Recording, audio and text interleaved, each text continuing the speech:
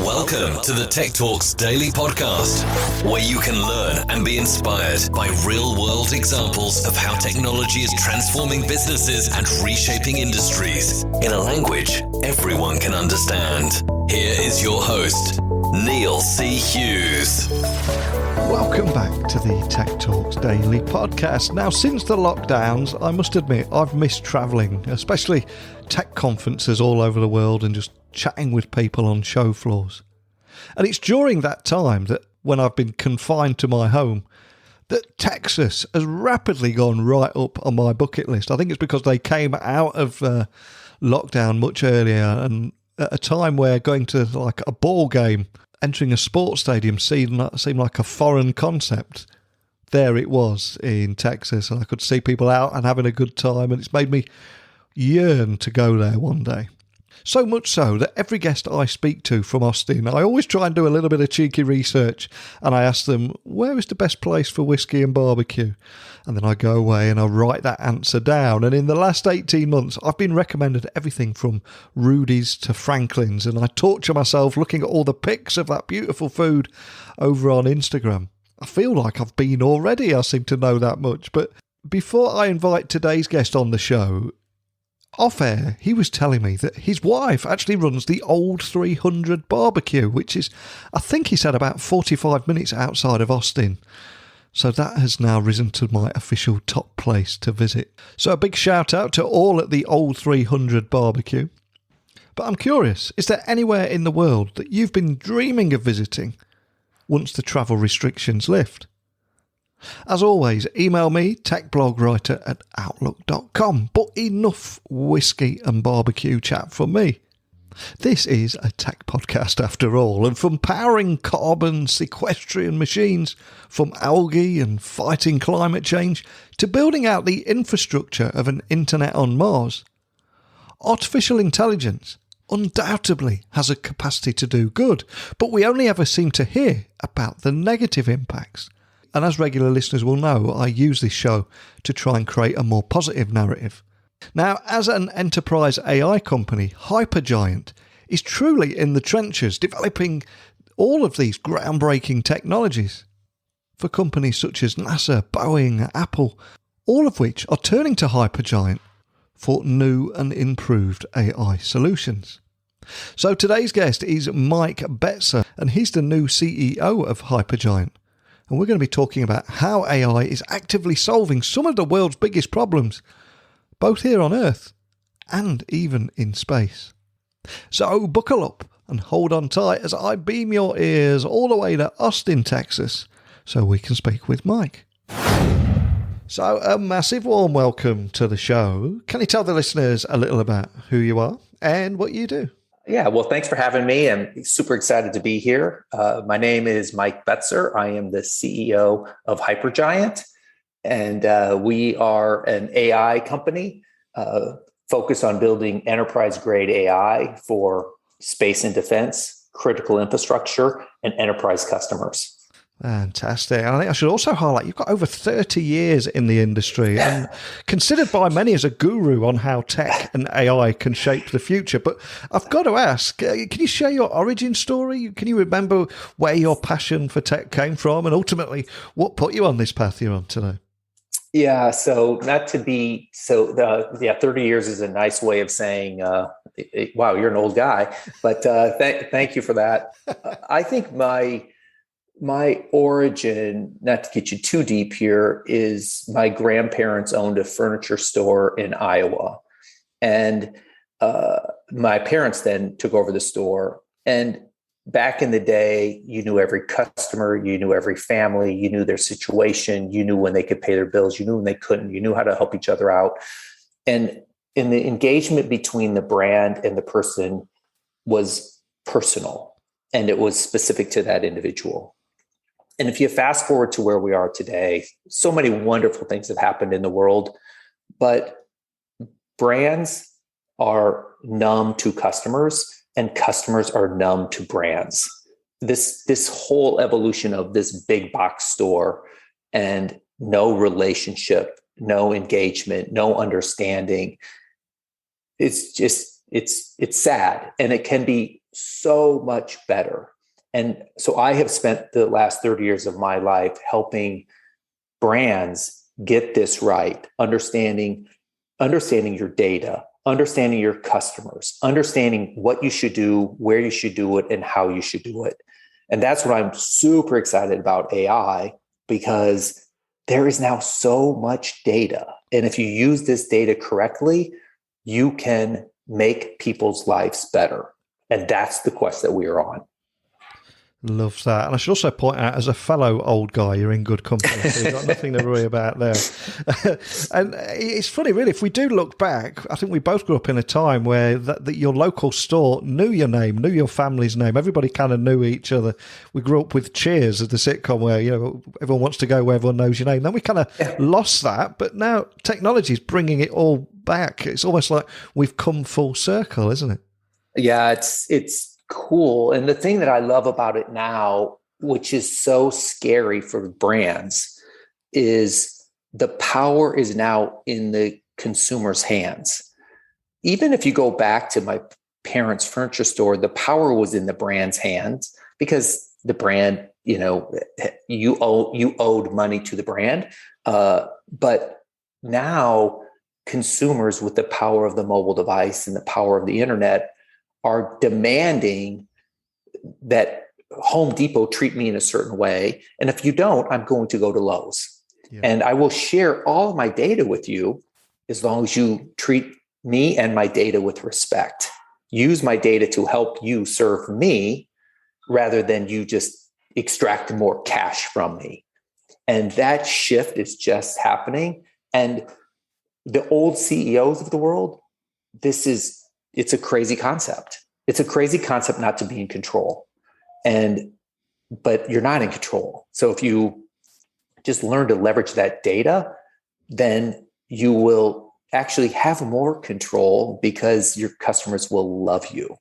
And that's what we have to get to. And that's kind of the journey we're on. And of course, that journey, that path led you to become the new CEO of Hypergiant. And for people hearing about you guys for the first time, can you just expand on that kind of problems that you're solving with your technology?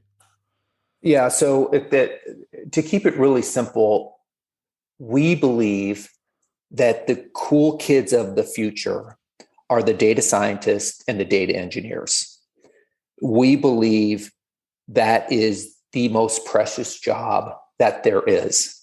And they will be the people that will solve this problem we're working on.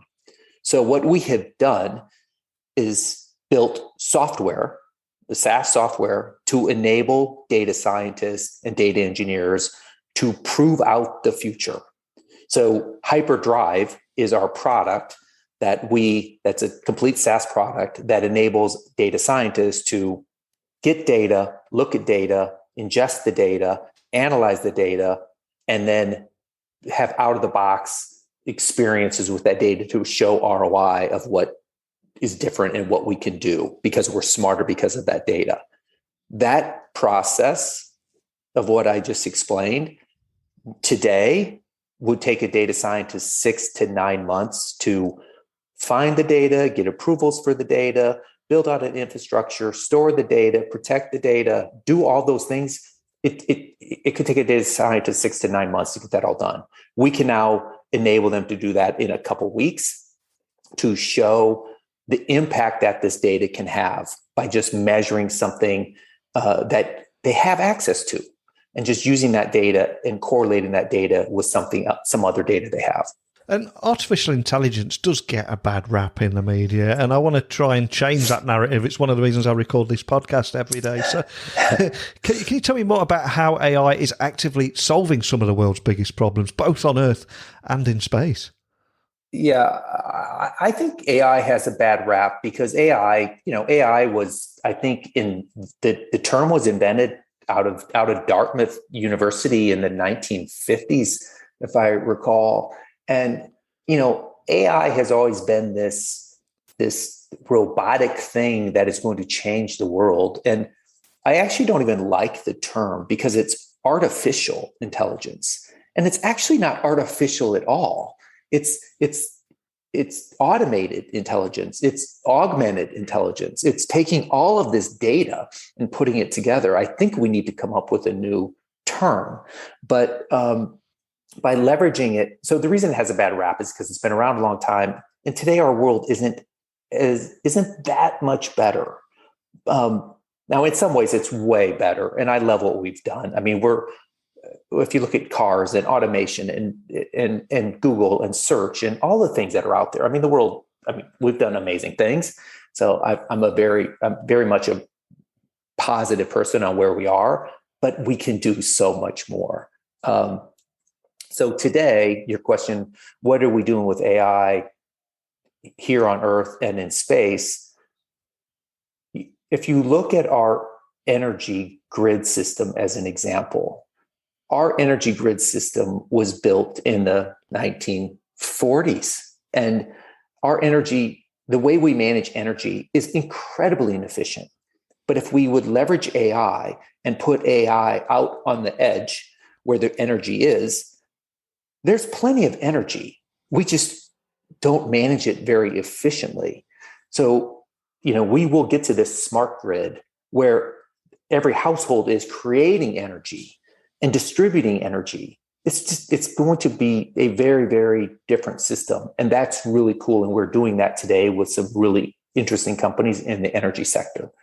Same is true of steel, oil, like steel, supply chain, just managing the steel supply chain. It's a very old system. But if you look at the data across the supply chain, you can see cause and effect of what's happening at each step of the supply chain to help you change your model to do different things. And then just to answer in the space piece, because the space piece is so interesting. And I was just at the space symposium a couple of weeks ago, and it's the first conference I've been at since the pandemic. And it was so nice to actually be at a conference. But first, when you think of space, the first thing we need to do in space is to understand Earth.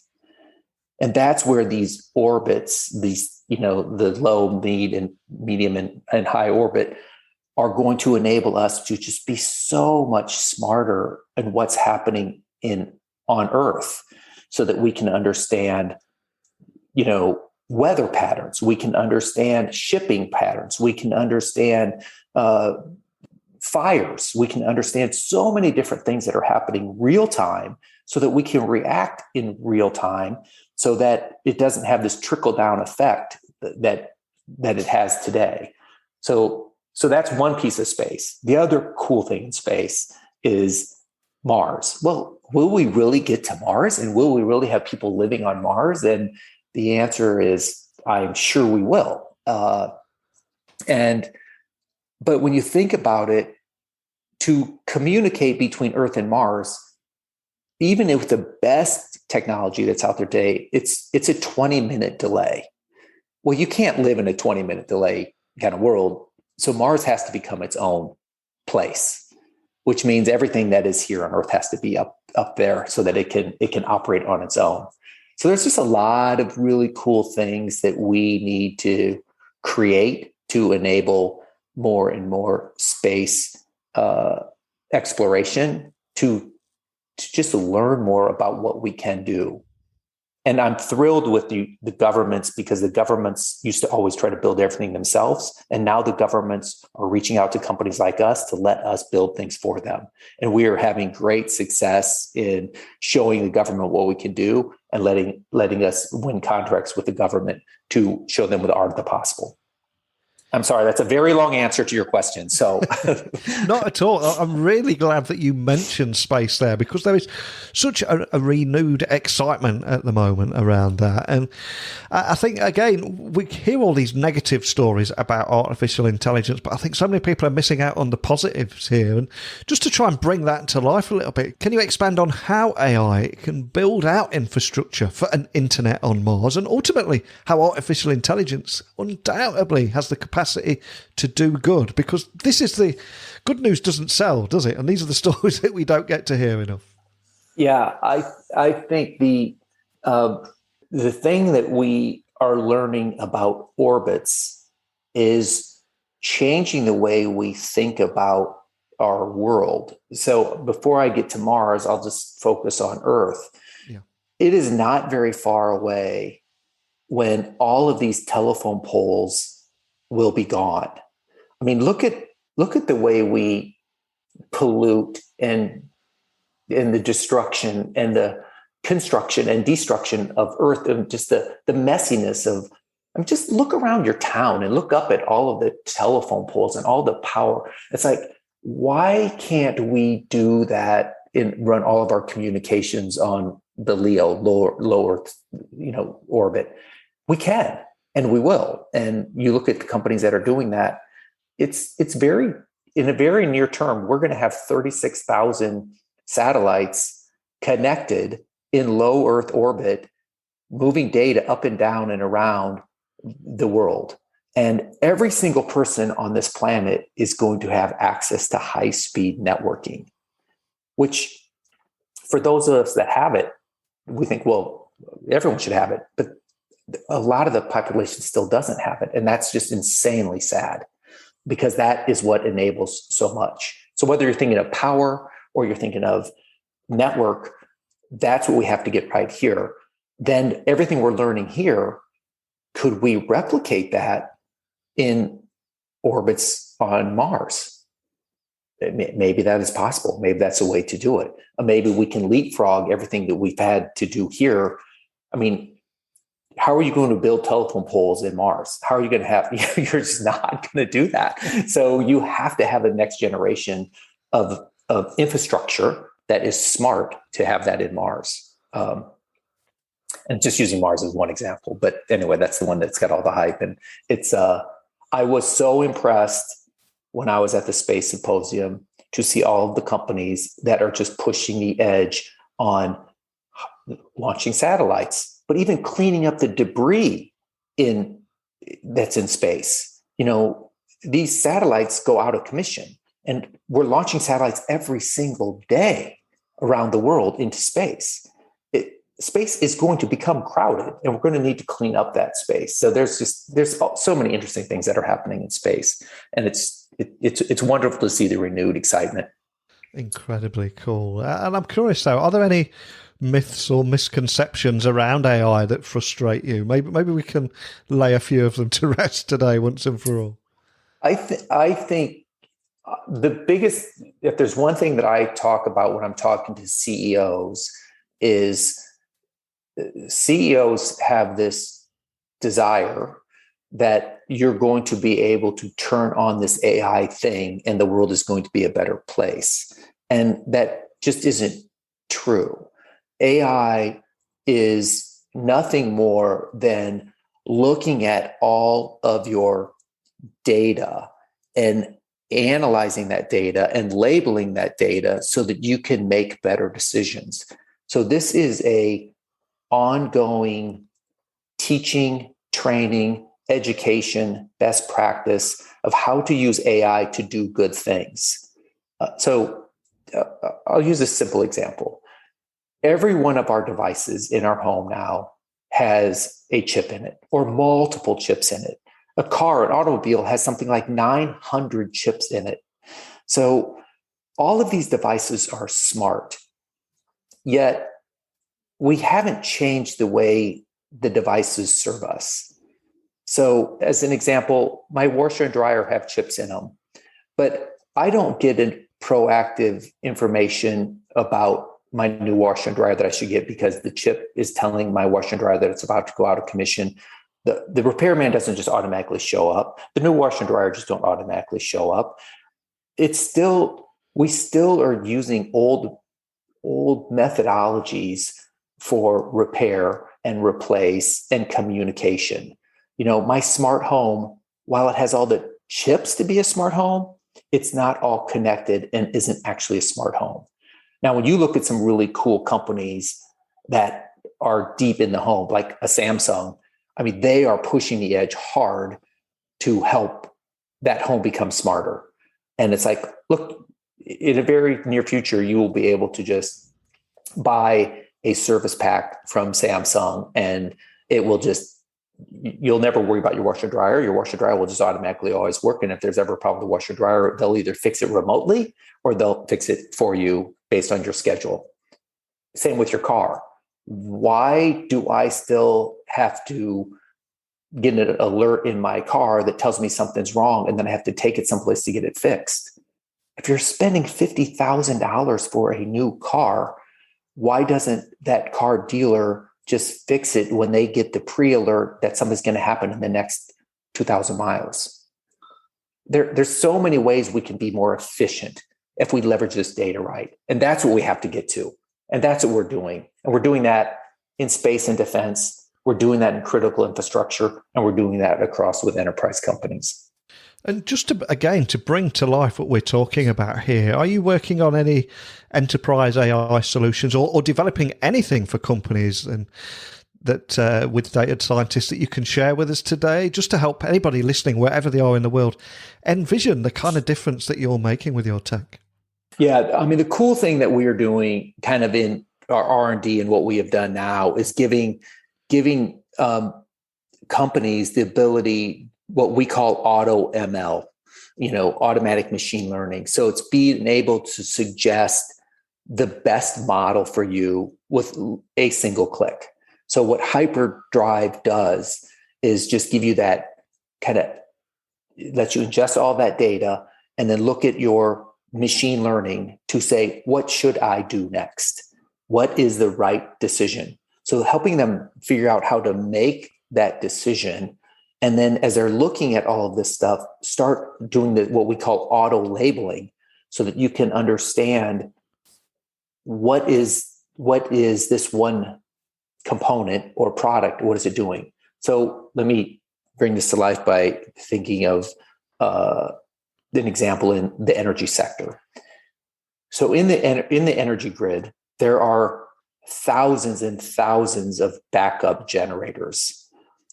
Managing the health of these backup generators can be done very well by leveraging auto ML so that you can see, learn about the machine. The machine is supposed to turn on and cycle every week. Did the machine cycle on? Yes. Did it cycle at the right time? Did it have the right amount of power? So these are all little chips that are telling you information. And now you can auto label that data to say what generators have the highest probability of failure. And based on the storm that's coming into Texas, let's do an advanced check of the high failure generators that are in Austin, Texas, that looks like it's going to get hit by a pretty big storm in the next 24 hours. And let's make sure our crews are in advance fixing those generators so we don't have a grid blackout. That's the kind of stuff that we can do today and that we are doing today with big companies. Love that. And other big topics at the moment, of course, are around sustainability and climate solutions, which are all taking center stage. So I'm curious again, how do you see AI reshaping the future and changing the world for the better? Yeah, I think, I've talked a lot about the low orbit, but when we can observe Earth correctly, we can become more efficient with what we're doing.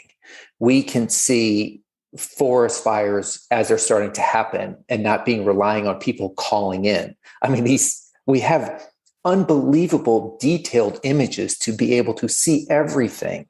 We can see, problems before they are problems. And that helps us be more efficient so that we can have the right fire departments at the right location at the right time. I mean, a lot of time firefighters are waiting around, sitting around. They're not at the right place. And then all of a sudden, when a fire gets totally out of control in California, we're flying firefighters from all over the world out there to solve this.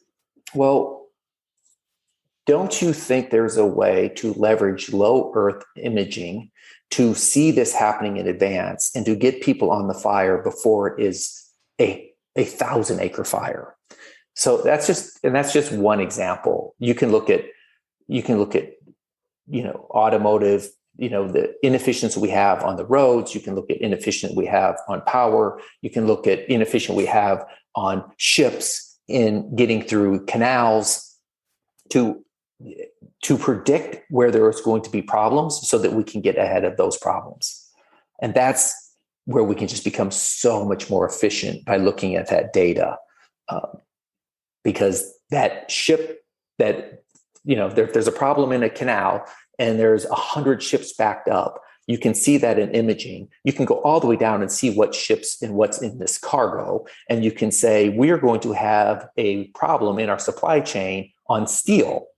So therefore, look to get steel from another manufacturer because I'm going to have a problem in meeting my deliveries. Those kind of things just make us more efficient, so we're not wasting so much time and energy. Incredibly cool. And there's someone that's working right in the heart of this space and seeing the things that are happening on the horizon. What excites you about the future? And equally, what excites you about the role that Hypergiant will play in that future too?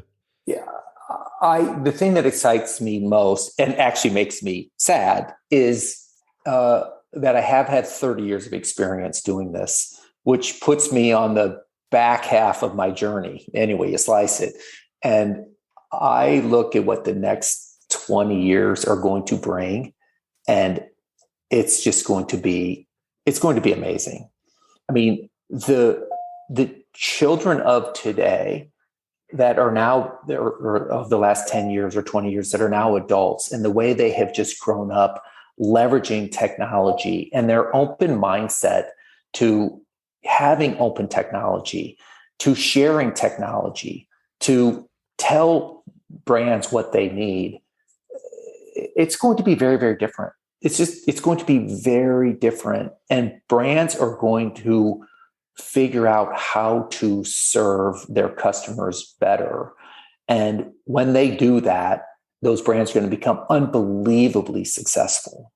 So there's just going to be a really big shift between the winners and the losers that make that shift. And it's AI that's in the middle of that, because it is enabling me, the consumer, to share all of my data about what I want and where I'll spend money. And I will give that to brands to then take care of me and to take my money to serve my needs. And those brands are going to be very successful and going to be rewarded. And, it sounds like just one little order, but when you multiply that around the globe, that separates the winners from the losers of these companies that are technologists first. Every brand has to think of themselves as a technology company first. And I don't care if you're in steel or if you're in energy or if you are in, a big box home improvement store. You are a technology company. And if these companies don't figure that out, then I'm going to just keep going to Amazon and buying all my stuff from Amazon, which of course isn't sustainable either. So we need to be able to have brands competing for my business. And I'm very excited about that. So I think we're going to continue to see that shape and grow. And Hypergiant being an AI platform, we are right in the middle of helping the brands just do good things to serve customers correctly and use data correctly. I mean, there's also an ethics element around AI, because people can do bad things with data, and they do, but the right companies will do really good things with data. Don't abuse my personal data. Don't abuse me. Don't use it to your benefit. Serve me for my benefit, and you will get my money. And that's kind of what capitalism and consumerism is all about. That's a beautiful moment to end on. But before I do let you go, we started the conversation today talking about your story, the journey that you've been on, solving some of the world's biggest problems, both here on Earth and in space and beyond. But a question I'm going to ask now, and have a bit of fun before we let you go, is there a soundtrack to that journey that you've been on? Is there a particular song or piece of music that has inspired you, helps you get your head in the zone? Or ultimately, is there a song and story that you can share? And we'll add that song to our Spotify playlist. Oh, that's great. It's a really cool question. I love it. Well, being that I'm an old guy, my soundtrack is a classic rock soundtrack, which comes from the Eagles. Yeah. I love the Eagles. It's one of my favorite bands when I was growing up as a kid. And the song, especially with technology, is Take It to the Limit. So the Eagles song, Take It to the Limit. I love that song. I listen to it when I run. And we are trying to really leverage technology and take it to the limit of what we can think about as to help mankind. Wow, what a great choice. When you said the Eagles there, I was thinking, what songs are going to go with? I don't know why I didn't think of that, but man, what a great tune. I feel I'm going to have to listen to that now.